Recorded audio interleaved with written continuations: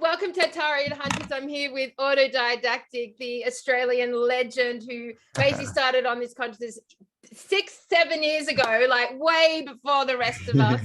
Yeah. Anyway, we just started to talk. We just jump right in there about the great Vowel reset. So just to give you context here, I am the founder of a charity, and we have just initiated, which is all about regenerative agriculture. It's nothing to do with Tartaria. So I thought, ...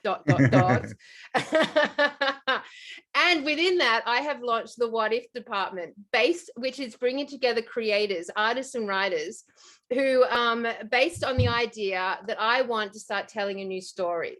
So within that, I started to do a whole pile of research that with our loss of biodiversity and our loss of seed growing food, like we've gone from like 6,000 tomatoes down to like 60, and 4,000 different apples types down to like 6, and we've got a massive decline in our food growing seed and our biodiversity, insects, animals, our trees, our native, our flora and fauna. And with that loss, we have literally started losing our vocabulary. And then I was just saying to Campbell that with the loss of vocabulary, what that has resulted in is a decline in our creative faculties mentally. So it's actually, and I actually found this stat, Campbell, I haven't told you this yet, that in the last like 2 decades, we have declined 21%. Scientifically proven that there's been a 21% decline as a result in the nutritional decline in our food within our hippocampus. So the area of our brain that actually produces our creative thought process, so which enables our beautiful, gorgeous imaginations to function. So as we've depleted, and this would all be by design, as we have been depleting our nutritional levels in our food with all the poison that's like rained down on us, our imaginations have shrunk basically, which then would lead me to suggest like it's really amazing right now that we're here, amazingly able to imagine such insanely out there thought processes and what if questions of such things as Tartaria. So you're about to tell me something amazing. Go for it. Yes, hello, thank you. I was just going to say, yeah, that in the 1300s, there was a thing called the Great Vowel Reset, where they literally changed the language, that they changed the sounds of the vowels. And there used to be, I believe it was 9 vowels, and now we're down to 5, which really aren't 5 either. When you sort of go a, they're very, very similar sounds. And another thing is like when we start school, we get taught different vowels, right? And then you get your grown-up vowels. It's like a, e, o, and then it becomes a, e, i, o. Yeah. So there's still really 10 vowels there, but it's all sort of hidden and diffused. But yeah, they've basically attacked our comprehension of language and to explain where we are. Yeah. And that's part of the whole creativity thing. And we were talking about how language, a lot of people have studied it, and basically it looks like all languages, they've come fully formed. Like there's no way they could have evolved starting at grunts and groans and then sort of gone through and turned into this complex language. It's just, it's like it's a big impossible. bang a bit, isn't it, really? Yeah. And if we look at nature and how, like, so from where I'm coming from, the regenerative space, like all of our vocabulary derives itself in nature. Our adjectives, our verbs, our phrases like strong as an ox, for example, that sort of context for how we describe things and communicate through our history has its roots in nature. So as we destroy nature and lose words from nature, we get more and more simplified in how we can express complicated thought processes. We get dumber, basically. Yeah, well, like you said, with the biodiversity, especially living in cities, right? When you're taken out of nature, there's no diversity, right? It's car, building, person, shop. You walk through the bush or the forest, jungle, and there's just in one view you can literally, there's thousands, probably tens of thousands of different things. And so that's why they needed a complex language to explain that, you know, and that's why, and so, yeah, as that gets ripped apart and we get ripped away from it, our ability to use that to explain what's around us obviously gets shrunken with it, because, you know, we're reduced, you know, because we're all the same energy. Yeah. You know, there's one energy down here and we're all fractals of the same thing, or whatever you want to call it, God, nature, creator. And so, yeah, as one thing depletes, we're all affected. You know, if the jungles are cut down and burnt, you know, it's not like we're not affected by it. Of course we're affected by it. Yep. So this is why this whole attack on everything, and it's an attack on nature, right? Absolutely. It's an attack on things that live. Absolutely. Right. And so if you reverse live, what do you get? Evil. Yeah. So that's what evil is. Evil is against nature, against things that live. So yeah, that's where we are. So yeah, we need to biodiverse a bit more. Well, it's true, because like one of the key phrases that we work with regenerative agriculture is monoculture crops, which is like we grow one crop and we get rid of all the diversity around it. We plow up the land, so it's bare land, and then we plant one crop. And then you need a lot of pesticides, you need a lot of poisons to support that one crop growing, because you've killed everything else. And if you walk down the streets in the city, it's monoculture streets. It's just like a $2 shop, a news agency, a post office, a TAB, a Woolworths, a $2 shop, a news agent, a post office, a Woolworths. You know, it's a monoculture street. And like, if you look at us using terminologies, so if we take that 6,000 tomato seeds, each one of those seeds had a name. Each one of those varieties of tomatoes had a language, had a name. And we used to be able to talk about it to that sort of level of detail. Now, you know, we'd be lucky enough to know even a name beyond the generalized term tomato. Like, very few people would know anything more than just the word tomato, not the actual types of tomatoes. And like, that's a big chunk of our brains that no longer function, has gone into dormancy. And it's so interesting to compare this to this new surge of Tartarian consciousness, because suddenly I walk down the streets, I march down the streets of Melbourne, and I am looking at this thoroughly biodiverse realm where all these buildings have suddenly like popped up to my consciousness, like walking through a forest full of magnificent flowers that I've never fucking noticed.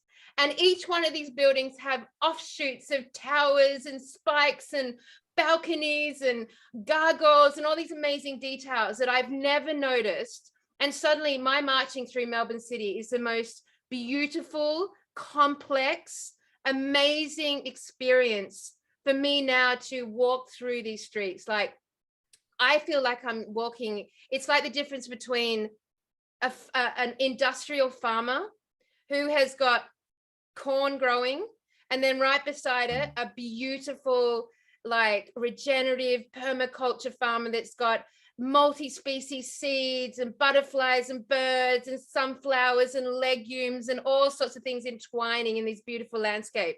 And that's what Tartaria has done for me on an environmental consciousness level.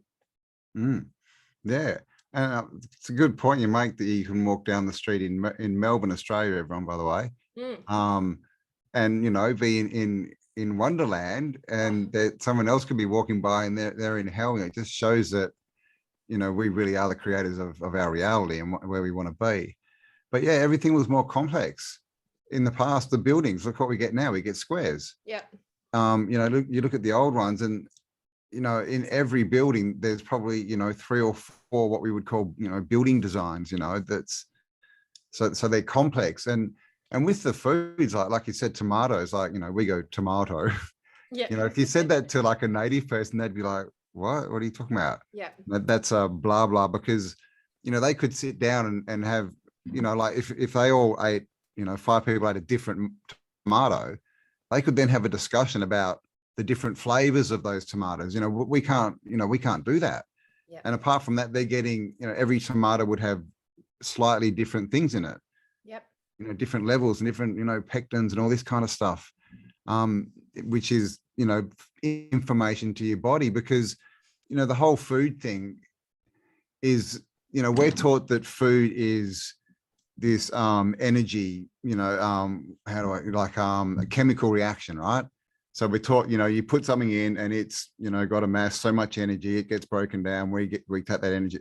That's not true. Clearly, I mean, you just go out and watch someone who eats a big meal and what, are they jumping around full of energy? I don't think so. But the thing is someone can eat a salad, right? Not much, and they can be jumping around full of energy. And because it's food is fractal. Yeah. You know, every food is fractal, and it all is related to our body. So a tomato is, you know, a good sized tomato is normally about the size of someone's heart. It's red, it's got 4 chambers. Yep. It's good for your heart. Yep. You know, carrots, you snap them in half, they look like an eye. Walnuts, Right? look Walnuts, like good for your brain, all this kind of stuff, you know, figs. Yep. So what's going on is they're like a fractal representation of a certain frequency, right? So just like your brain has a certain look, that shape is a frequency. And the walnut has that same look because it's the same frequency. Yeah. So when you eat walnuts, it you know, it's the same, it's good for your brain because it's the same, you know, it's the same, right? It's adding to it. And so it's all to do with fractal. I think of it like putting a key in a hole. You know, you have, you know, this sort of wall and it needs all these to be unlocked to its potential. It needs all these keys to go in and unlock them. And those keys are in fruits and vegetables. That's why someone can eat, you know, a salad and all these keys and they're like, jumping around, and someone can fill themselves with processed food and no doors are unlocked. Yeah. Right. Because when you process something, you literally take, again, the life out of it, right? That used to live, and you smash it up into little pieces and say, no, it's still the same stuff. You know, put bleach on your flour. No, it's still flour. Oh, but it's so not. frustrating. So and I'm sorry.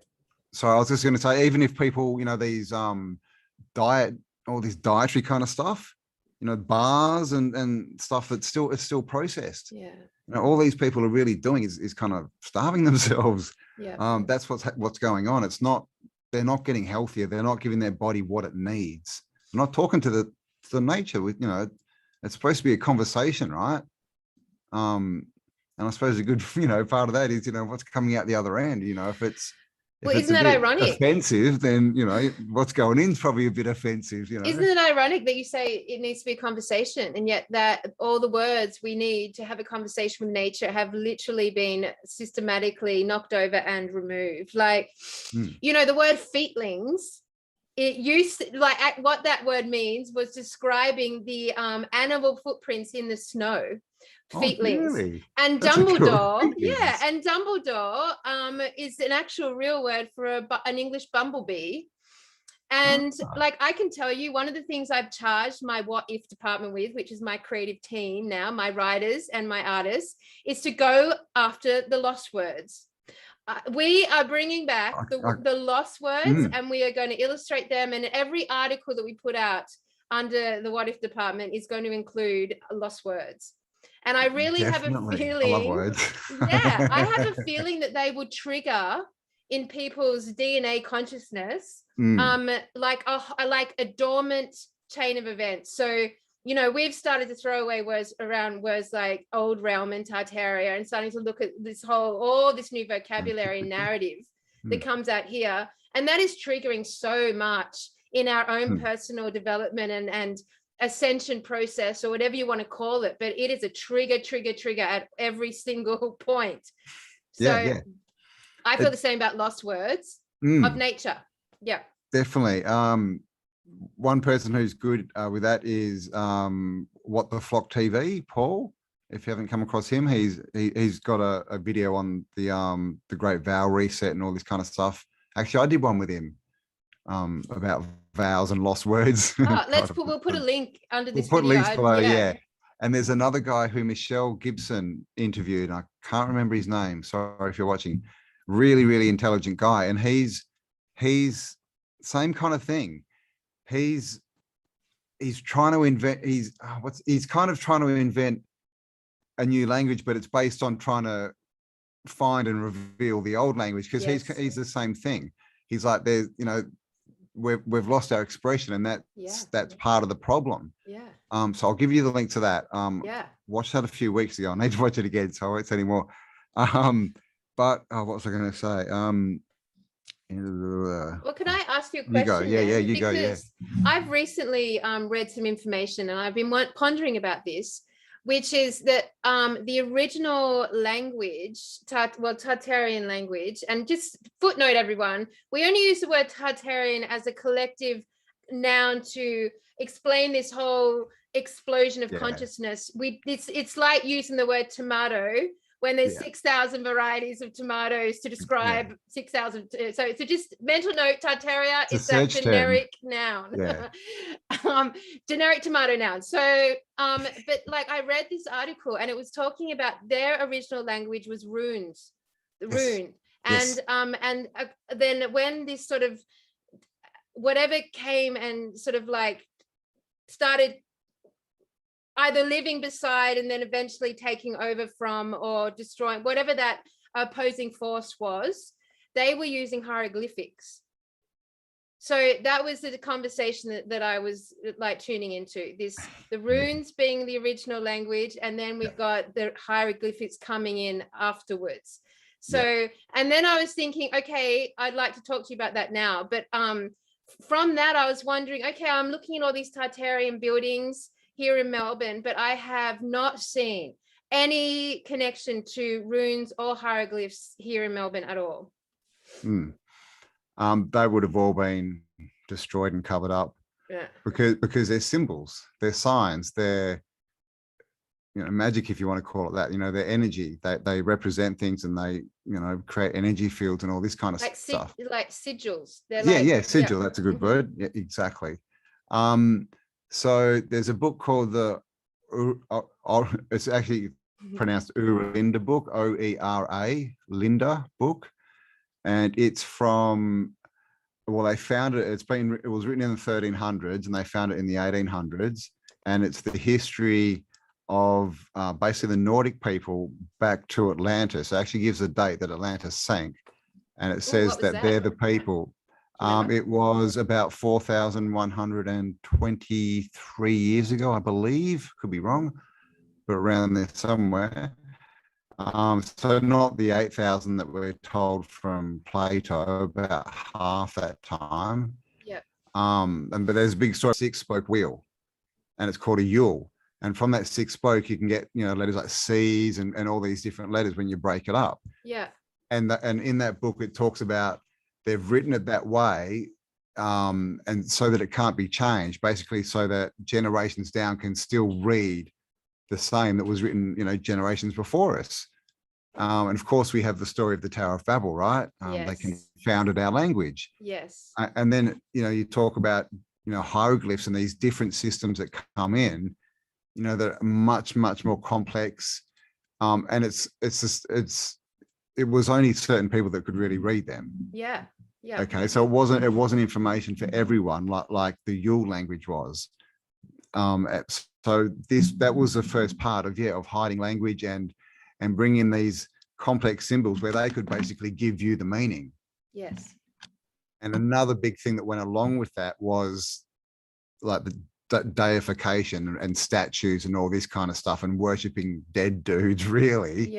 Because it goes a lot into, that's what destroyed the original civilization, was these people coming in, you know, the whisperers doing all their stuff. But basically when great leaders in that died, they deify them and they build statues and get people worshiping the statues.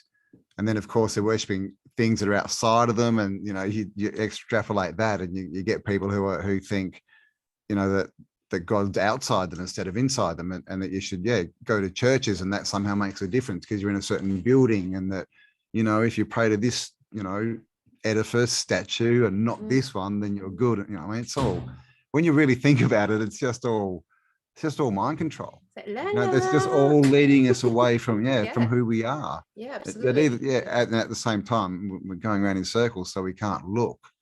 So I'd say definitely that the language thing has just, you know, has been an attack. Definitely. You know, if you can't explain, you know, where you came from and you know, where you are and your habitat and what's around you, then you have no connection. Yeah. You know, you are disconnected. Yeah. And ultimately you can't survive by yourself in that Yeah. habitat, which of course is what they want, right? Get everyone dependent on the state. Absolutely. And you can see that replicated from the introduction of hieroglyphics. You can see it replicated in the expression of science, in the expression of maths, in the expression of the quantum world, in the expression basically of anything that is packaged as higher education. Like it becomes this like complex conceptual language, which to me just feels like hieroglyphics, just not as elegant, you know, like, but basically like no one can understand it. And if you, and you're basically taught this programmed idea that you can't understand it because you are not smart enough, you're not educated enough, you haven't gone and done all these math, that only very elite people can understand this stuff. So don't even try, just accept what the experts say. And you can see how that's really fucked us up as a self-knowing, self-secure and sovereign race. Yeah. And more than that, I mean, that's definitely, and that's drummed into us from, you know, day one at school, right? No, you're wrong because you didn't repeat what I said to you. Yep. You know, go away, big red cross. But this is the thing. Oh God, what am I saying now? I'm thinking all these things. Sorry, what were you saying? You've got multifunctional like lines of information flowing through at all times, man. You have literally... Sorry, the hieroglyphics, maths. Yes. That's it. So like a perfect example is E equals MC squared, right? That's like a little sort of thing, and everyone knows that, but not many people know what it means. You know, some people may know where it comes from, the person that it's, you know, given to, Mr. Einstein. And some people may know that, you know, it's half the equation. They might be able to say it's energy, you know, times mass to the square root of light. Is that what it is? But then, you know, then less and less could explain what that means, what the result. So it's definitely the same as a hieroglyph is, you know, you could have a picture and to the common people, they read that as, you know, this is a temple, say, you know, but then to people more educated, they're like, oh, well, this is, you know, a Masonic temple, say. To other people, this is like, oh, this is where we do our rituals. You know, just, you know, that there's more, there can be more meaning ingrained into them. And so different levels. And like you said, that divides the split of, oh, well, you don't understand it because you're dumb. But what it also does, which is more nefarious, is you have all these people who want to be smart and they want to know. And so they start explaining and trying to work it out and start explaining, you know, what it means and what they end up doing is defending what these people at the top say, but can't prove. And so that becomes their proof. Yep. Right. All these people, and we know, you know, there's very, you know, good examples with space and some of those types of things. Yep. Is you just get these people and they fall and then once they do that, they look at themselves as an authority. They raise themselves above everyone else. Right. And so then you can't tell them they're wrong. Yeah. Okay. And this is what we see all the time, right? So it's not just that it you know, keeps everyone down, but it creates this other class and it creates division. And then at the same time, it negates the rulers, you know, the ones who are keeping the secret. They don't have to prove anything. Yeah. Because all these people running around are doing it for them. Yeah. That's their buffer zone. Absolutely. You know? So it's this so it's not, you know, they're not stupid, they're not creative, but they're not stupid. They got a plan. But I mean, the other thing is they've only got one plan. So, you know, once we bust it, like they're stuffed, you know, they can't come up with anything new. It's so frustrating because at that, you know, and then you add onto it like the economic benefits. So like, you know, like you pick this line of thinking, you're going to get paid more for it. You're going to go up and then you're going to become an expert. You're going to like toe our line. And I can model that right back to a grassroots relationship with farmers. Like, you know, like farmers are towing the industrial chemical poisoning line. Like literally 80 to 90% of farmers in Australia are poisoning us. Like they are using poison on our food chain. And most people don't even realize how low the nutrition is. And like I'm gonna give you a stat here from my farming work, right? Like you can actually take 1 carrot from a supermarket like Woolworths and 1 from a community garden regenerative soil sort of environment where the soil's been healed, and test it for nutrition with this amazing thing called a bionutrient meter. And the difference in nutrient density is 20,000%. That means you'd have to eat 200 supermarket carrots to match the nutrient quality in that 1 carrot got from the community garden. And like, so we can go around all day, every day, like eating as many vegetables we like from the supermarkets, and which is basically everyone in the cities, because we're not sovereign, we don't grow food anymore. And we are getting nothing, no nutrients in us. Like our brain capacity has shrunk so small, like it's, so anyway, the point of that analogy, right, without me getting all like emotional about it, the point of that analogy is just that farmers are like the experts, you know, and the people who are actually creating the poison with the agenda to poison us are untouched. Like it's the farmers are now going to take the backlash. It's regenerative agriculture, like consciousness starts to really push up into everyone's thinking process. It'll be the farmers that get blamed, not the ones creating the poison with their agenda to poison the food chain. And that's just like that degree of separation is exactly mirrored here with our language and with our programming process. So the whole like argument with round earth and flat earth, that would never have happened if our ability to communicate hadn't been stripped away. That came about through lack of language. Like we couldn't even understand how to even express the basic science, and so we get caught up in all of this science no one understands, and we believe it's the truth. And the very like faculties we're given within our own eyes, we discredit and no longer take as truth. And it's the same with farmers. They can see they're putting like boxes of this stuff on the food that's got skeletons on with danger, poison, and they're pouring it onto the food that they're then selling for food to children and families. The disconnect is really like mind control. We're all mind control victims. Yeah, definitely. And everything's being turned upside down, you say, because the farmers are the power. They're the ones who can go, well, we're not going to grow anything, and then everything falls down. You know, it's like the truckies the truckies. What's going to happen with the truckies here in Australia?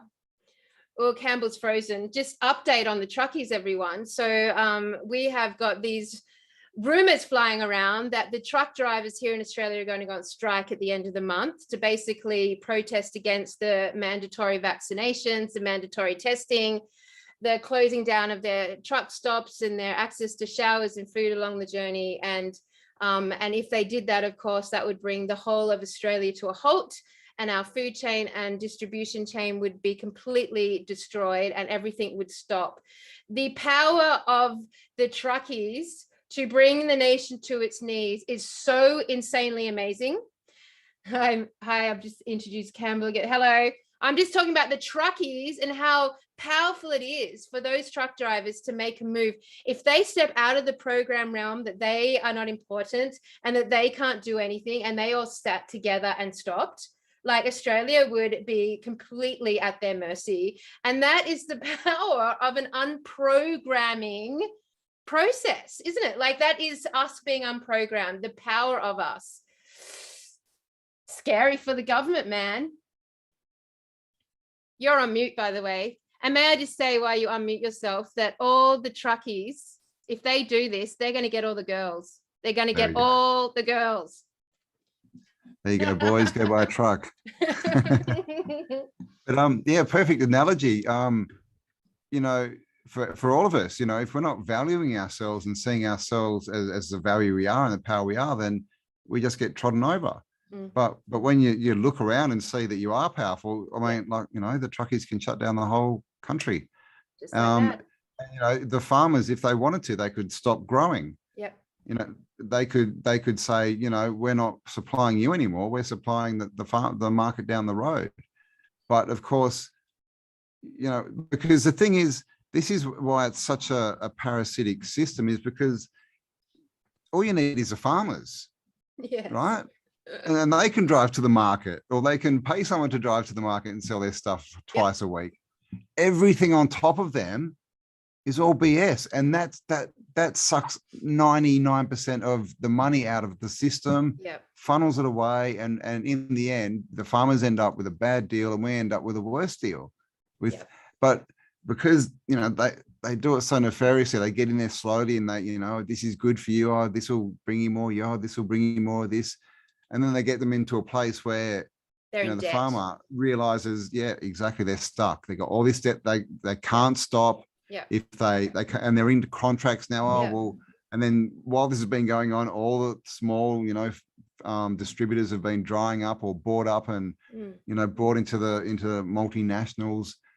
And so, but this is the thing, in the end, the farmers are the power. They can all just say, look, everyone on top of us, F you all, we're not complying anymore. We're just going to drive down to the markets on the weekend. Anyone wants food, come and buy it. Yep, absolutely. That's absolutely. It, you know? Nothing on your face, nothing required.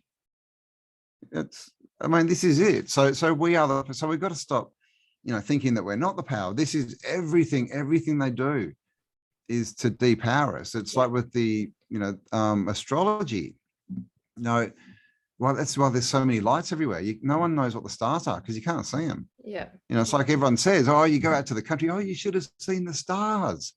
Well, it's not that they were bright. It's just that that's how they normally are. You know, we just have so much light pollution around. And in the past, you know, astrology was, you know, if you were, you know, a educated, well-educated person, a thinker, pretty much astrology was the first thing you learned. Everything got based off astrology. Now no one can, you know, tell you what Venus is. Absolutely.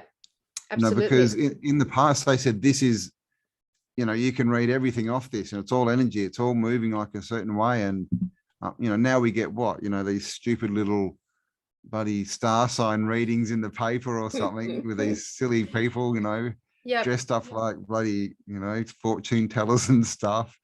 And so, yeah, it's been relegated to this stupid thing. And the people that are even into it, you know, are relegated as loonies. And they kind of are, because what they're getting is nothing. It's just so removed from what astrology was. Absolutely. But like, you know, I often think like I'm so pumped and excited about everything that's happening in this space here. But like, I think, you know, in a couple of years' time, I'm going to feel like now I was being an idiot. Like there's so much more for me to like comprehend and understand. And so much of that lack of comprehension is actually not about me not having the knowledge yet.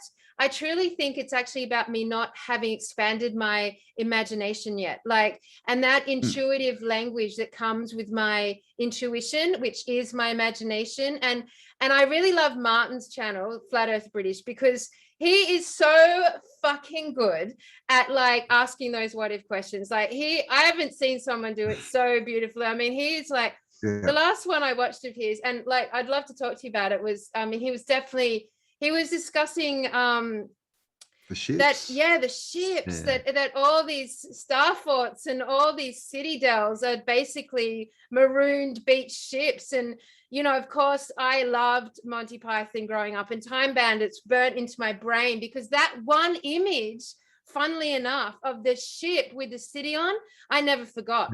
I never forgot it. And I was a young kid when I saw that. And it like, as soon as he brought that up, it was like, fucking, of course, that's the one thing I remembered, that one image. It was so, like, everything about it what it did was it triggered my imagination, like hardcore. So now I'm starting to see, Cambell, that like in this Tartarian hunting process we're on, I am gauging my truth now on what literally triggers my imagination the most. So if I see something, or if I read something or hear something, and it brings my imagination into overdrive, and I'm an artist, so I'm good with this stuff. Like, but if it brings, then I feel like I've got it, something there. That's truth there. Oh, I've lost you again. You look like you had such a profound thing to say. Go. I lost you for a second then. Oh, you're on a bit of a lag. Am I, oh God. Okay. Am I still here? Yeah, you got me? You're here, but Oh, I hello. haven't heard anything you've just said. And you're paused on the video. Can you hear me? I can. Okay. There you go. Got ya. Got ya. We're back. Oh no. Anyway, just to speak while you're working that out. This is black oxygen that I'm drinking. Hi. Yeah. Is that? Can you hear me now? I can hear you. Can you hear me? Black oxygen. Cool. I might just have to go pictureless. This basically tastes like soil. It's like fruvic. It's all sorts of minerals and vitamins that you just basically get from the soil that we don't get anymore. It's really interesting stuff. I'll put a link into the description. Yeah, cool. I was going to say before, but you reminded me again, is the whole speaking stuff and you know, the imagination and all this and you know, sparking new thoughts, you know, like independent thought. I used to be, a few years ago, I was really into like independent thought. What is independent thought? You know, because, you know, name an independent thought, right? You can pretty much trace every thought back to coming from someone else or somewhere else. But yeah, that's what Martin's really good at. Yeah. And I've been looking at, you know, because I do the Spiral Up channel as well. And, you know, I'm sort of thinking, you know, am I just talking? You know, what am I doing here? But then I sort of thought about it and I thought, a lot of this is, you know, we're not necessarily speaking to each other. We're speaking, well, we are, but what are we? Who are we, right? We're speaking to God, to the universe, to whatever you want to call it. So just, you know, just the act of speaking out loud affects the whole field. And the more we do it, the more goes into that field and the more it becomes an expression of that field. Yeah, absolutely. So just speaking, guys, like if you you know, if you're looking for something to do, just speaking your truth, you know, wherever, you know, just even if it's out loud, you know, in your bedroom, whatever, but just putting it that because it's a vibration, right? It's a frequency. So we're adding to that. So and obviously as well, thoughts, you know, imagination is the same thing. So when you have different thoughts, you're putting those into the ether, into the whatever, the Akashic records, you know, and that all becomes a part of this new earth that we're creating. You know, that's how it's going is. Cambell, like, I mean, that's like such an ironic statement when I'm literally walking through Melbourne with my phone on, marching every single morning, and I am simply the only person without a mask on. Like 4 weeks now, I have not seen an unmasked person on the street. And like, so to literally talk about speaking out loud and speaking your truth. And I totally concur with that energetic. Absolutely 1000%. That's what we have to do to like shift the vibrational harmonics and the cymatics and the sound frequency of this plane, which to me is the ascension process. And yet everyone's muzzled. It's just, it is the can't speak their truth. Yep. It's the craziest paradox. Well, and it's also a reflection of, you know, the collective consciousness, you know, of what the world, and it's probably lagging a bit, you know, it's probably, you know, what the world was thinking a few months ago, I think, is what we're experiencing and seeing. And that's obviously, you know, compliance. What happened for the last 18 months? No one was speaking up. Everyone was saying, oh, okay, I do this, and just being told what to do. So that's and it's really, and this is what's happening with the whole, you know, Armageddon, lifting of the veil, is we're being shown stuff, and this is why it's clown world and everything is so weird and out there. Is you know, the reality is literally it's manifesting things faster, but just more intensely. So when it's trying to say, look, you need to speak up more, it's literally covering 80% of the world in masks. So have you got it yet? And this comes down to what you said before with how we can't jump. You know, we it's like an awakening, right? I mean, to me, it seems like a remembering, but oh, hang on. Oh, gosh. but it's like going upstairs, and you might be able to jump two or three every now and again, but you can't start at the bottom and jump to the top. Yeah. Because if you get to the top, you don't have all the information you need to understand what that means. Yep. Which is the whole autodidactic thing as well. It's like you can't make a decision on only 2 points of view. You're being told something.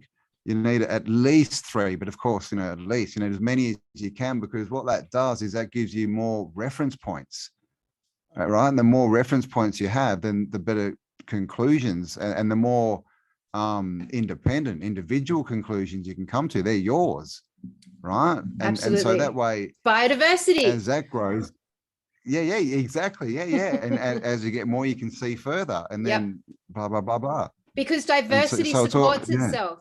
Diversity supports itself. Like if you don't have that diversity, there is ailments that come, there's limitations, there's like pests, and there's like problems that come up that block the growing forward. So diversity is protection. It's like it allows that very dynamic environment to thrive in. Well, imagine an army, right? Back in the day, in the days of the kings and knights that never existed. Yeah. But by the way, just on that thought, I cannot imagine anyone being warriors today, walking down those streets. Like, I'm like, how the fuck were you warriors one of these? What has happened to you? Sorry, continue. I know. Yeah, I know. Excuse me. Oh God. God, what was I saying? Something great. You're about to say something great. We're talking about diversity in language. No doubt. And how it was protected. The army. Yeah.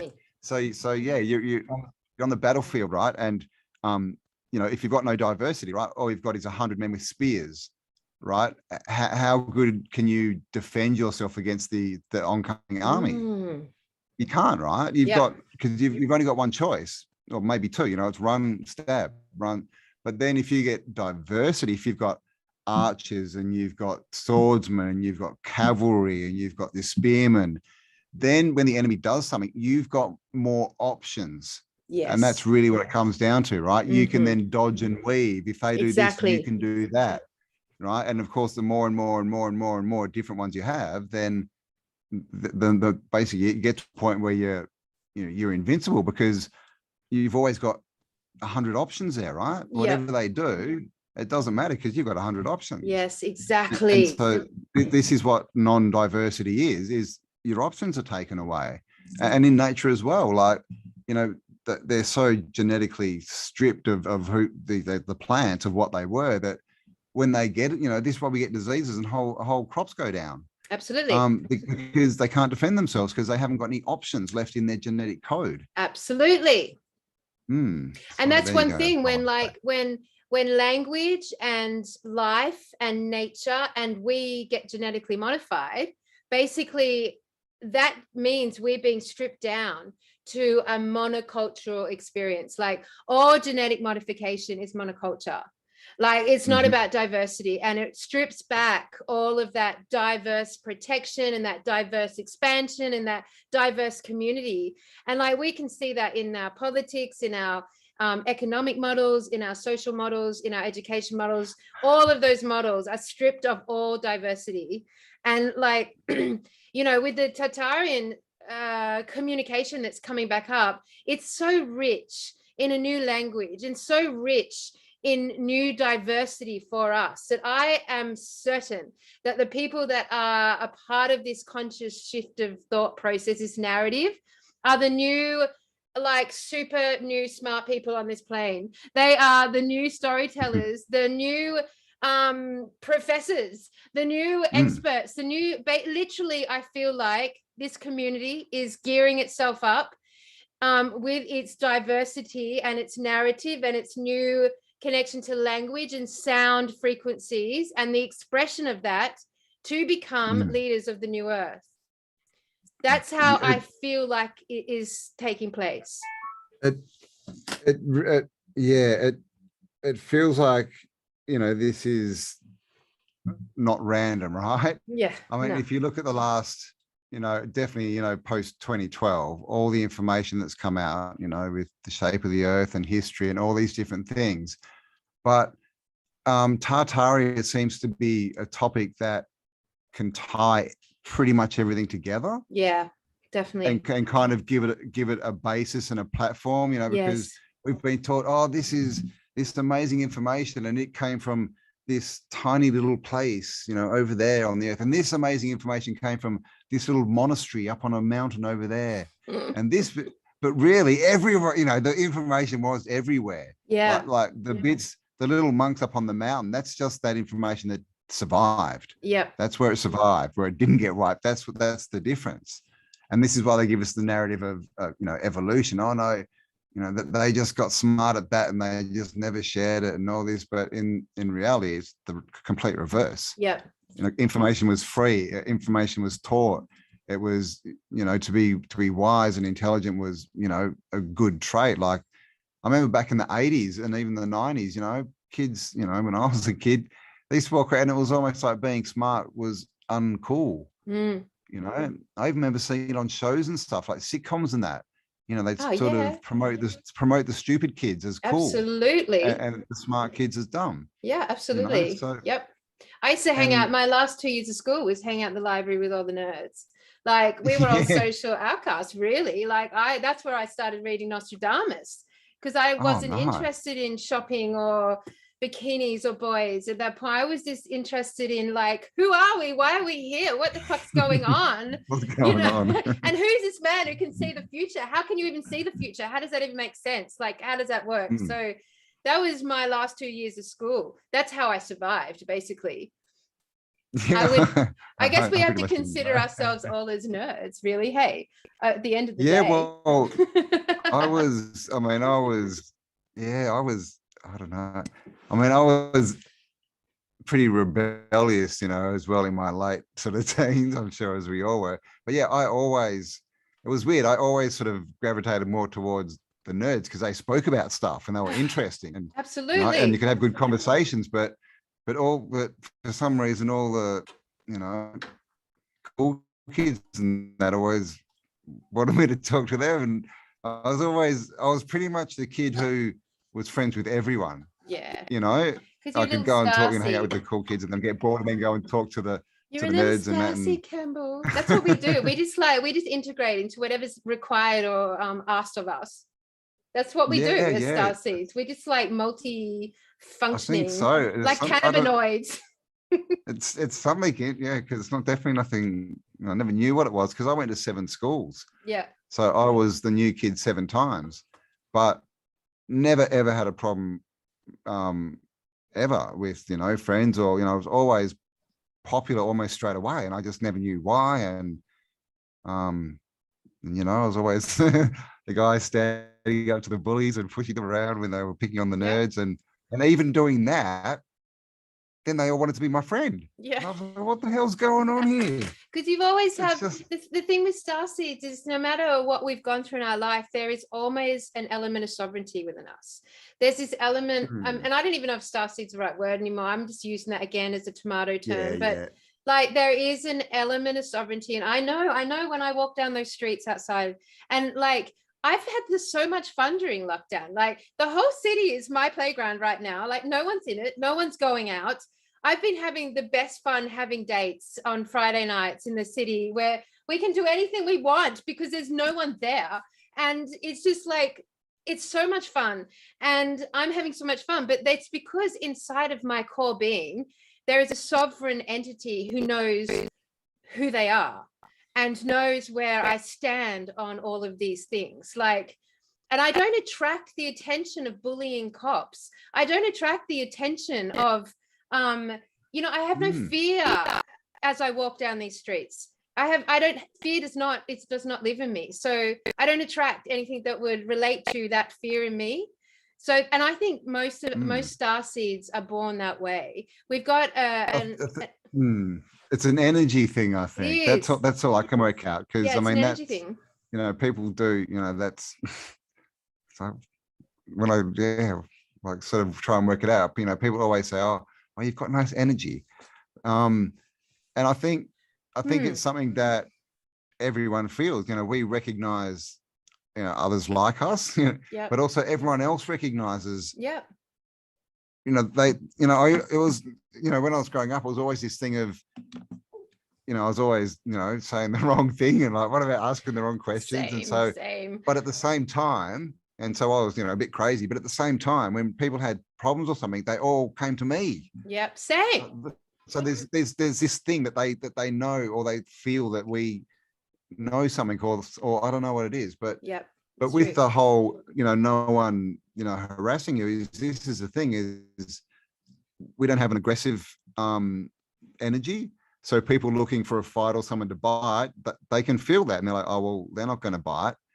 But then people looking for a fight, they're like, oh, hang on, they're standing pretty sure in their skin. I'm not sure, I want to go for someone lesser. So yeah, we do. We just tend to be able to walk through anything and not really attract attention, and that's how it should be. Yeah. No one should be looking for bloody, people to fight and people to harass. And if everyone was just happy with it themselves, but again, it's a bit hard to be happy with your life when you're locked in a city and you can't grow your own food and you can't even type on a computer what you want and press send. It's I mean, like the other thing I have to say is a characteristic that I've noticed with the starseed, whatever we are, just sovereign beings, is that we all have the weirdos. We all have a really healthy balance between our masculine and feminine.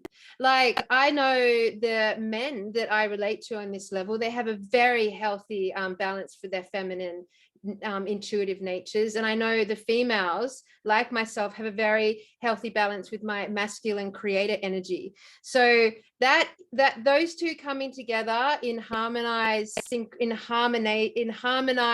semantics or harmonized frequency really does add to the strength of a character. And I definitely walk down the streets feeling like 5 feet taller than most people I walk past. Just being honest, that's how I feel. Yeah. And the thing is, you can even see that in some people. Like, there's some people that aren't that big, but you think they're big. Yeah. You can meet them and talk to them, and then you get told, oh, they're only 5'5", and you're like, what? No, there's no way. It's because they got big energy, So, and that's who we are, right? We're not our body, we're our energy. But with the male female too, that's like you could relate it to the brain in the right and left hemispheres, and the creative and the and so the integration there, obviously when you integrate and you've got your right and left integrated properly, then you can see the world properly, plus you can make decisions, if you know what I mean. So as an artist, you could have concepts and come up with things, but then you could also use your left brain like you do and say, how can I apply this to business? Absolutely. And things like that. So you're integrated rather than just being business. Oh, just business, and not having the creative side, or being completely creative. And there's heaps of people. There's heaps of people on both sides, but the creatives who just sit there creating all day, but they can't pay their bills. So they might say they love their lives, but a couple of times a day they're like, oh, I'm a bit hungry. Yep, absolutely. But when you integrate, if they could go, this is my creative, and then use the left brain, and if they're balanced and integrated, then they could see how they could turn that into a business and how they could live. So this is, it's the same thing. It's integration. Well, like, look at what they did to us. They once again, they monocultured, they monocropped the masculine and the feminine.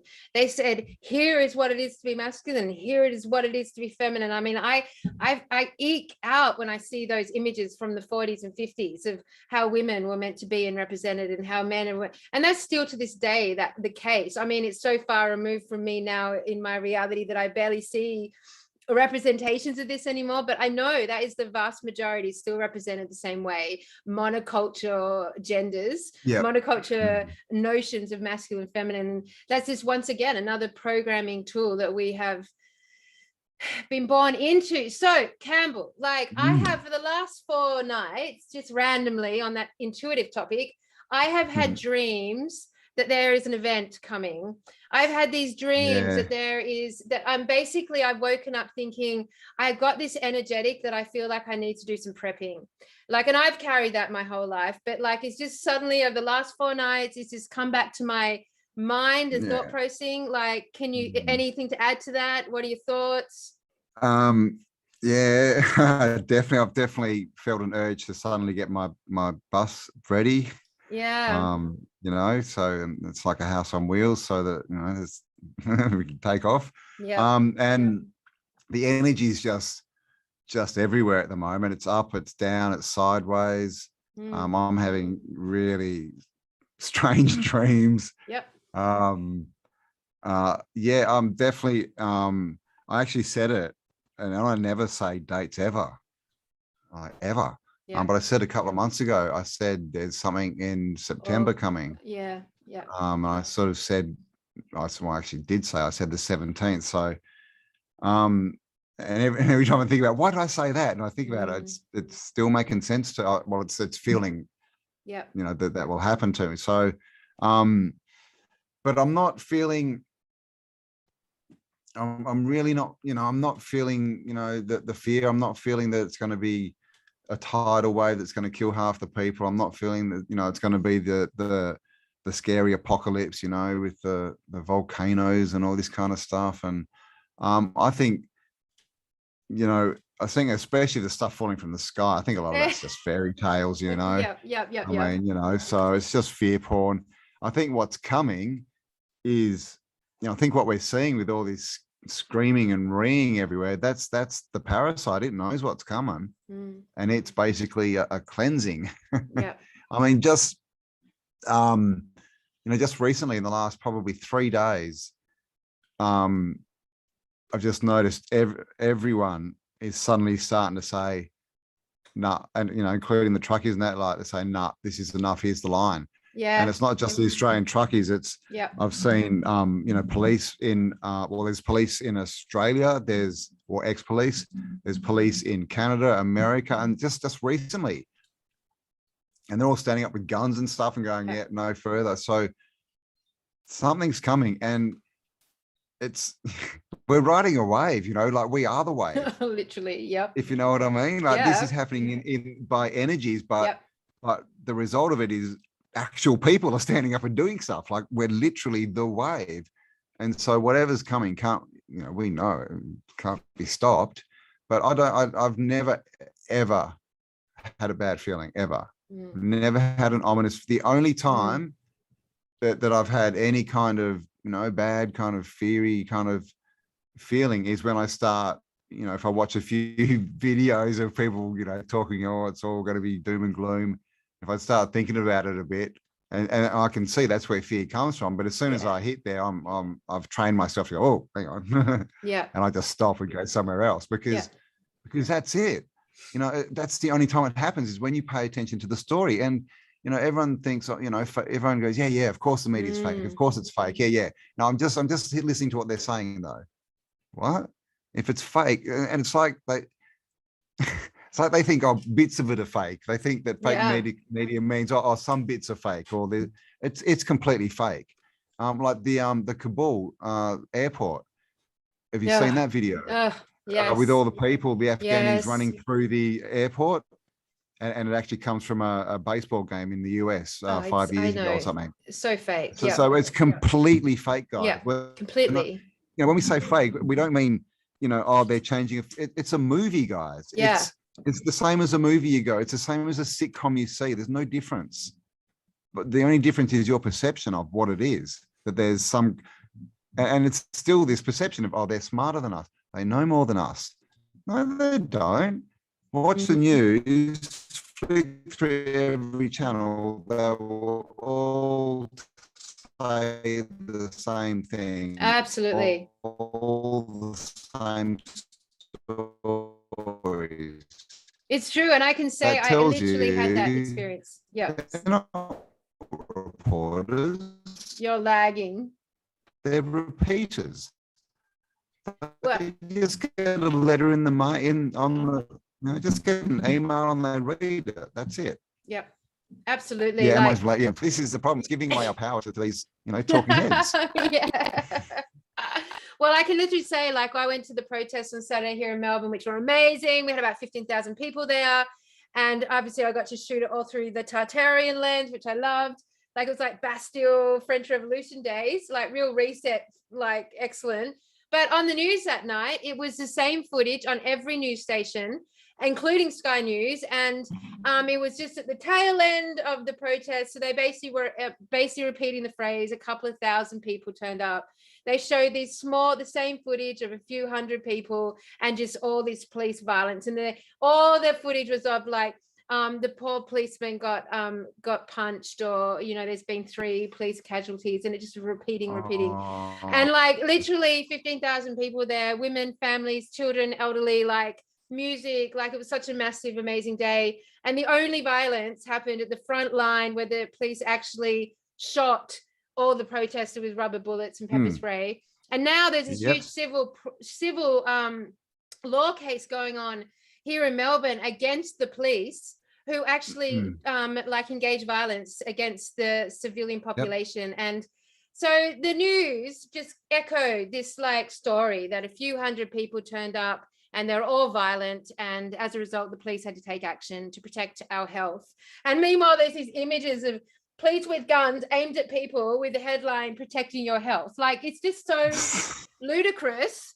And yet, like, I'm like, honestly, like, you walk around and like everyone I know outside of our little realm just buys it. Yeah. But not to dwell on that. It's just so weird, isn't it? Yeah, because they say what were they saying? 10,000 people a day are cancelling their vaccinations just in Melbourne. Yeah. So I don't know, maybe people are waking up fast, but it does seem to be everyone I know. When the masks are there, it seems to be everyone, but it doesn't feel maybe they're all just a projection. Maybe they're all just actors, humans, that's what I say. To make us think that everyone's doing it. I mean, we're just literally walking around in a simulation where the vast majority of people are just like literal like simulations. Well, this is the whole NPC. Yeah, the whole NPC argument. Yeah. Yeah, who knows? Maybe the event that I'm feeling, and I know a lot of my other like people within our community are having dreams now. Obviously their intuition's very strong, and they're all getting the sense that they've got to get ready for a quick exit. Not so much that like there's going to be something that causes death and dying. I don't see a catastrophe so much. I do get the sense that there's a quick exit involved though. Yeah, and that could literally be like us all getting like some very strong call to all like just spontaneously go to a location, or like there might be some like energy. Yeah, like energetic pull for all of us to like, you remember The Stand? Do you remember Stephen King's The Stand? Have you seen that? Where like, no, oh my God, you've got movies. Yes, but Campbell, like, I'm only just thinking about it now in relation to this. Like, so there was a virus that went through the population and killed all these people, and the ones that were left, the ones fighting for God and the light were all like given these like images to go to a certain location, and all the ones maybe I have seen that aligned with the dark went to Las Vegas, and then there was like a showdown between the light and dark. Like, imagine if that's the final battle. Yes. So imagine if we're gearing to that, and how amazing would that be for us? All the starseeds to be like drawn to the one space, probably like Ayers Rock or somewhere. Get our Antiquitech armor and our weapons and start flying around. That would be like the most amazing festival ever. I mean, I can totally see that we could all be called to Ayers Rock, for example, where we like all gather from all around Australia in our little caravans or whatever we've got. And there we stand waiting for our because one of the channels I listened to, she's psychic, and she was saying that in September, the ships were actually going to remove some of the starseeds because their lives were in danger. They were literally going to start taking them out of the game, like taking them out of and they'd just be gone. That process, which I guess you could call the quickening or the rapture or whatever, was going to begin in September. That would Oh my gosh, can you hear my cat screaming? Yeah, I've got one here too. We all have cats. That would be to do, I would think, with genetic modification, right? If even if a star seed, who knows what happens if they get down and start, messing with your gene, which is your energetic expression. But who knows? I mean, there's definitely, you can say what you want, and people will, about, oh, this is all woo woo, but the truth is, we have all found each other, haven't we? How'd that happen? Like, seriously, how did that happen? And in not a very long time. And then everyone's now starting to make groups, and everyone's just been starting to do this. And when you look around at what's going on and what's happening and what's already been built and everything, you can see this is that there's a certain group of people that are ready. I mean, I definitely feel like I need, that's why I bought the bus. Yeah. Because that was what, a couple of years ago. It's, I feel and still feel the need to have an exit plan. Yep. And I've got boxes of seeds and all this kind of stuff and food and that I've been collecting. So I'm definitely feel that I need to be able to load up quickly and just take off if I need to. Yeah. So definitely. I think there's something that's, so that call, I mean, I'd never thought about a calling, if we all go to the same place. So I was, but this is the thing. I feel like the cities, it's always been the city. You need to get out of the city. Yeah. Like something's going to happen in the city. Yeah, well, I mean, like, there's definitely a political thing that's happening in the city, isn't there? Like, that's definite. And I'm seeing that so powerfully right now here in the heart of, I mean, what the fuck am I doing here, Cambell? Like, seriously, like, I've got a farm and I've been prepping for this forever, and yet here I am in the middle of the heart of the beast. I was thinking of you yesterday, thinking you must be spewing because your farm's so close to the border and everything that's going on with the border. You probably want to be up there. Well, but yet I'm not, because I'm so enamored by, like, being able to walk around. And it's like me with my my arm. For anyone who doesn't know, I drove my car straight into a tree about a year ago, and basically it's got nerve damage, and it's slowly coming back, but it stopped me being able to, because I've got all these options. And like I said, I've got a bus that could have been completely finished. I've got land I can go, and I could have been, building gardens, and I've got all these options, but I keep asking, why am I stuck here? Why are you keeping me in the city? Yeah. So there's some reason I think that I'm here, but at the same time, I definitely feel like I need to be able to get out, We're here easily. We're here for a reason. We are absolutely here for a reason. Maybe there's an event coming soon, and then we have to get out. Who knows? That's how I feel. That were the dreams that I had. Like, that literally there is an event coming soon, and to me, the idea of it being a calling is beautiful, and again, that sparks my imagination. So I'm going to say that's probably the truer version of whatever it could be for me, because that's the most imaginative and innocent. And for us, like, the only ones who would hear that sort of call had done the work enough to have the words enough to express and understand and hear it enough. So I really feel like there's going to be something very exciting and very energizing for us coming up in that desire to move quickly out of here. I don't think it's going to come at like a war zone cost. Or an escape. It's something. It's going to be getting more nice. It's like you say, energy, like some high energy thing, and then I don't know, confusion, and which would make sense, right? Because to the vast majority, anything out of the ordinary that happens is going to cause mass confusion. And so maybe we're like the catalysts that need to be here to start that, but then we need to get out while they're all going insane and like adjusting to their new reality. Well, it makes sense because, like, I've noticed, like, literally the old realm is shut down right now and all imprisoned and muzzled. And I am like the complete opposite. I have more freedom of speech and more freedom of movement than ever, because I've not listened to it, and there's no one in my way. So exactly. Like, ultimately, we wouldn't be called, I don't think we're going to be called, this is why I think Ayers Rock is about, like, I think we're going to be called inland through all the borders that no one are paying any attention to. Like all the borders that are being patrolled are all to the cities and the external, the coastlines, right? I think we're going to the heart of our countries. That's one thing when I think about it, I always see like dirt roads. Yes. You know, like having to take, like not being on the highway, basically. Yeah. That's what comes to me as far as, and I'm like, why is that? Am I avoiding checkpoints? What's going on? Why am I why am I on the freeway going down to, you know, to the southwest or something? Absolutely. And like my whole reality in the farm was those dirt roads. I was just on the fringe of like where the bush meets the desert, and I was out in Lightning Ridge, and I've spent the last 12 years getting very accustomed to inland, rural, desert, bush Australia and its people, and like have no fear out there and know how to drive those roads. And like I feel that we will be driving ourselves inland, which to me would be a meeting point around that Ayers Rock space. And that, and there we're alone, aren't we? Like no one's patrolling those areas. Australia is so big, no one is there. The police are all everywhere else. Like we would literally have an inland festival and do some amazing work as our true calling, our moment to do the thing we're here to do would happen. Definitely. And well, this is, and the weather patterns are changing. So who says that the interior is not going to green up? Oh, it's definitely going to green up. Fuck yeah. Did you see the protest in Darwin and the Aboriginal elders up there? Oh, amazing. Wasn't that cool?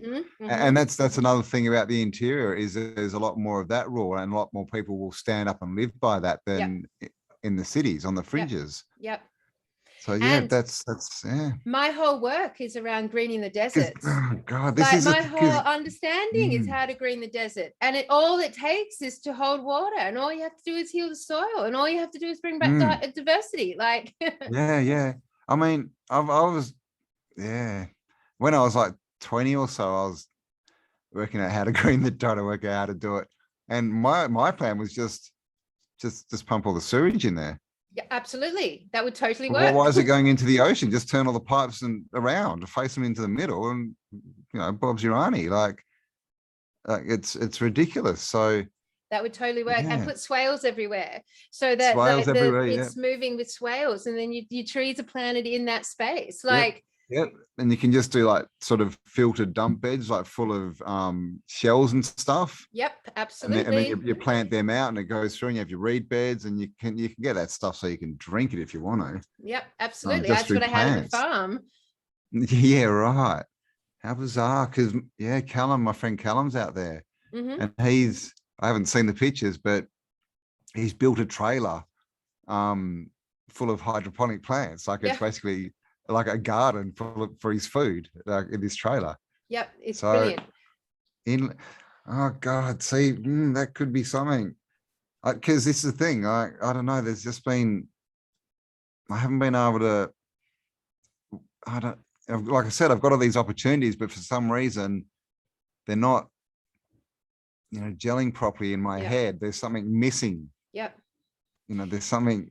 Look, I mean, we definitely. Cal, what are you doing to me? No worry. Look, I really feel that like the links would be Indigenous. Like I posted something the other day, and it was saying that Australia is, and I'll read it exactly too. It was from one of the channels, but it was a really good quote from it. She actually got asked, you know, why is all this crazy shit happening in Australia right now, of all the places? And her answer was that because in Australia, I'll just find it. Can you give any update or information on what is happening in Australia? And her answer is, what's happening in Australia is the prototype for the agenda for the whole planet.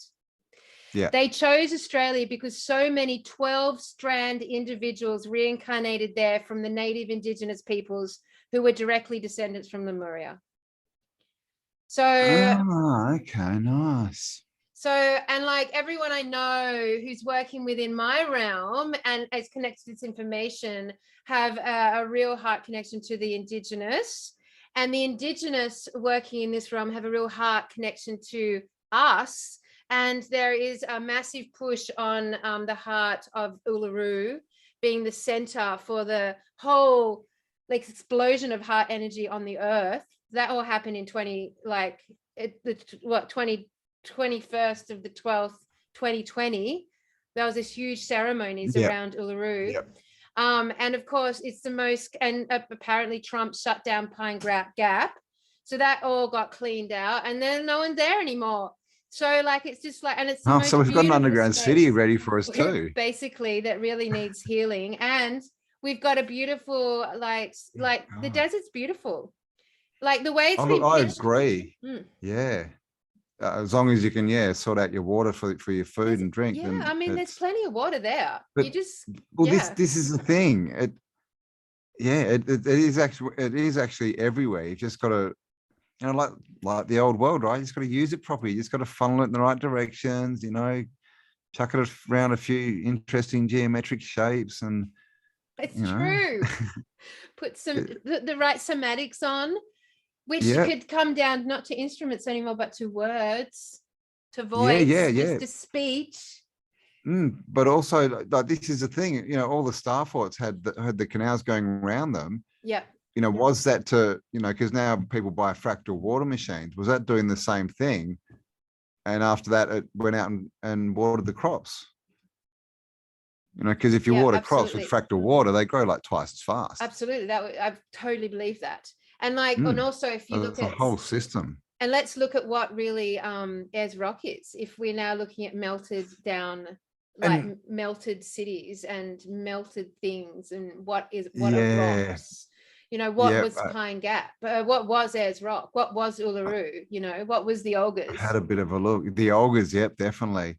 And interesting, they shut Ayers Rock down. What was it? 2 years ago, you can no longer climb on it. Why would they do that? All of a sudden, after hundreds of years? Yep.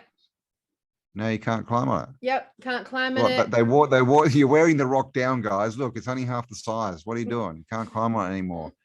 That could be because they knew it was, going to start doing weird things and transmitting weird energies, and they didn't want people up there. Look, if we take this concept that the earth really is flat and that all mountains and mountainous areas are actually melted down remains and ruins, and that anything sharded or like anything other than that are trees that have been cut or splintered, then our whole desert area in Australia, all around that area, there is so many canyons and so many crevices and so many amazing waterways that weave its ways around the desert in Australia, that you could easily now, through these eyes, find much evidence for vast civilizations out there. It's so big. I mean, if you're bored, guys, get on Google Earth and just look at the center of Australia, and just the water tracks, all the rivers and all the dried up riverbeds and the water flow. It's just everywhere. But the thing is, like, that central area, in like the United States, they've got like 300 million people living in an area like that. Yeah. It's and not packed in. It's that big. It's so big, and there's no one there. There's nothing there. Well, I know. Sorry, go on. I was going to say, I mean, we don't even really know. They could, if we go far enough, there might be a big oasis in the middle of the rainforest. How would we know? Yep, absolutely. And I have to say, like, where I was living, I was still in the bush area, so we weren't in the desert. And I did the maths on the population, and Melbourne, for example, every square kilometre, there's 447 people to every square kilometre. And where I was living, it was 1.1 person to every square kilometre. And I was still in the bush regional food growing area. So you go out into the Australian desert, and there'd be like one person every 100,000 or more. So we have no fucking idea really what's out there. But I have got this feeling we are somehow relating to the desert of Australia. I don't know. I just get it.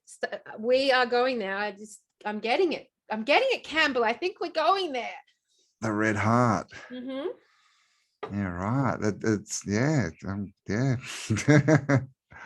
Gosh, you're making too much sense. I mean, it's clear, isn't it? It's clear.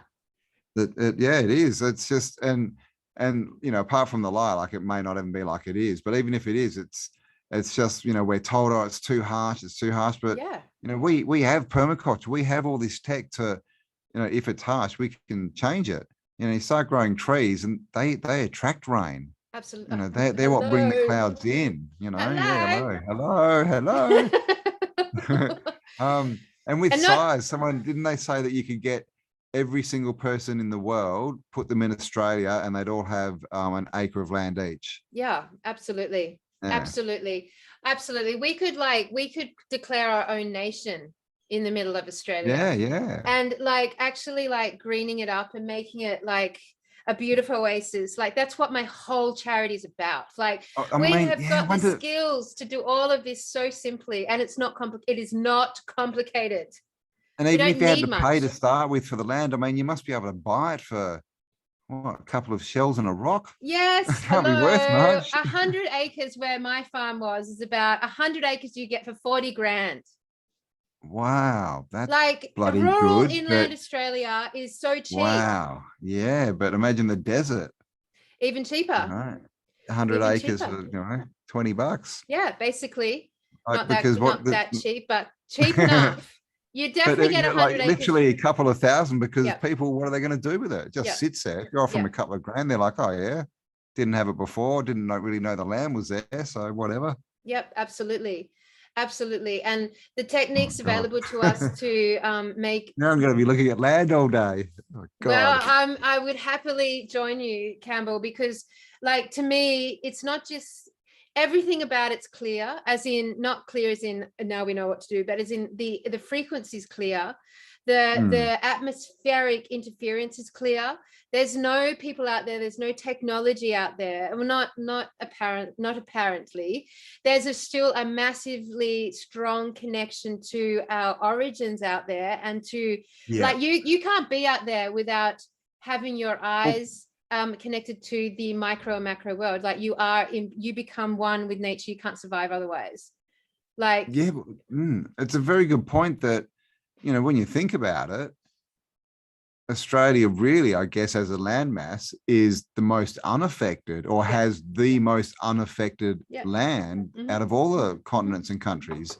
So it has the least, the most natural energy left, and you know, and the least amount of, you know, parasitic infiltration, should we say. So I mean, that as well makes perfect sense for it to be the catalyst point, doesn't it? Absolutely. And I think like, you know, we talk about our Indigenous being the oldest people on the planet. Look, I don't know if I believe that anymore, just on the grounds that I think the reset really fucked all that up.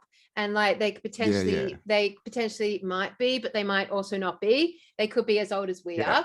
But like certainly the land continent in the middle of Australia is like old and untamed. And whatever happened there, whatever catastrophe happened that took out the civilization that was the heart of Australia, it hasn't really been tampered with much since.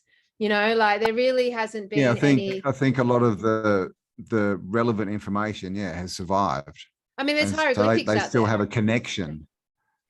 Australia is full I of think this is the thing, and because it is so big and vast, you know, that there were tribes, you know, up into last century, definitely, who still hadn't seen white people. So they still had their straight, you know, connection all the way back, where even in places like, you know, the North America, the US, and what happened with the Indians and stuff, you know, there's, with the whole story and the slavery and what happened and blah, blah, blah. Basically, for one, they were easy to kill because, you know, the people were everywhere where they were, and they were literally killing them to get them off the land. You know, that's what happened. But with what happened with slavery and that their connection was already severed a bit, I think. So yeah, I think definitely the Aboriginals, as far as, you know, I think, the whole race, I think, that's probably for another time. That's a massive topic. Another massive topic. But they're definitely got, I think you could definitely say they've got the oldest intact connection to the past, and to that knowledge, and to that being connected to nature and the land, and all, because that's what they talk about so much, isn't it? The connection to the land. Absolutely. And Absolutely. So yeah, right. Gee. Well, look, I am going to leave it there, Campbell, because we've been having a really good chat there, and there's How so long did much that go to for? digest. And I just feel like it's like, I really would love to talk to you more about the whole reset, the Indigenous, it's definitely something I want to chew on further. But as far as like, we've covered valves, language, we've covered prepping, we've covered Australia. There's so much in this one little podcast right now. Yes. So look, it's been such a fucking pleasure to talk to you as always. I love our dialogues. Thank you. Thank you.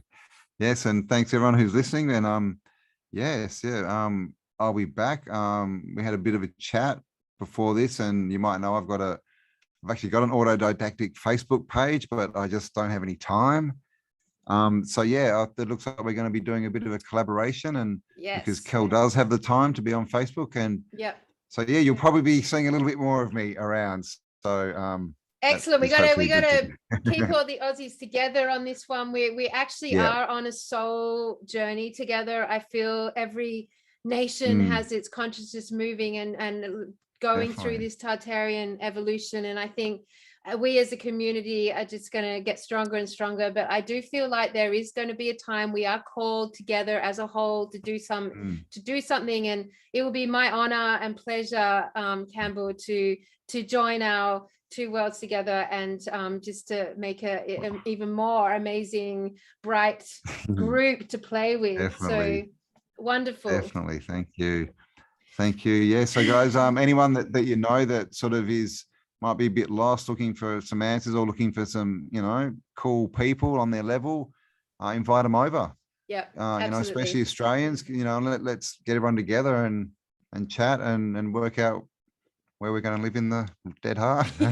Yes, because if that doesn't happen like soon enough, Campbell and I have also discussed about having a Tartarian Australian meetup fucking event, something. So like there's much co-collaboration that's gonna come forward. Yeah, definitely. So yeah, maybe even an online one. We'll see what we Awesome, but much better if we had to have a meetup, without the masks. Oh yes, 1000%, with some music and some fun again. Definitely. Definitely. The whole of Australia is our playground right now. Like, everyone's too scared to go out but us. I know. And the thing is, it could be like these festivals they have that they call medieval, where everyone dresses up in the cool clothes, but we know it's not medieval. Like, we could do it properly, I would love that. That would be so much fun. Definitely. All right, buddy. I will say thank you so much, Campbell. I will put this online and put some information down. I'd love to get the links that you were talking about that original language. Yes, the podcast you've done, and the one about the Aurelinda book. Oh yeah. I'll send you some stuff on that for sure. Awesome, awesome. Yeah, because I think that's a fascinating topic to deep dive into. So my darling, thank you very much. You have the best evening, and I will speak to you very soon. And thank you everyone for tuning in to our very first podcast together officially on Melbourne Tartarian channel. There you go. Yes, great. Thank you again, Kel. Have a great night, and thank you all. And we'll talk to you soon. Thanks, buddy.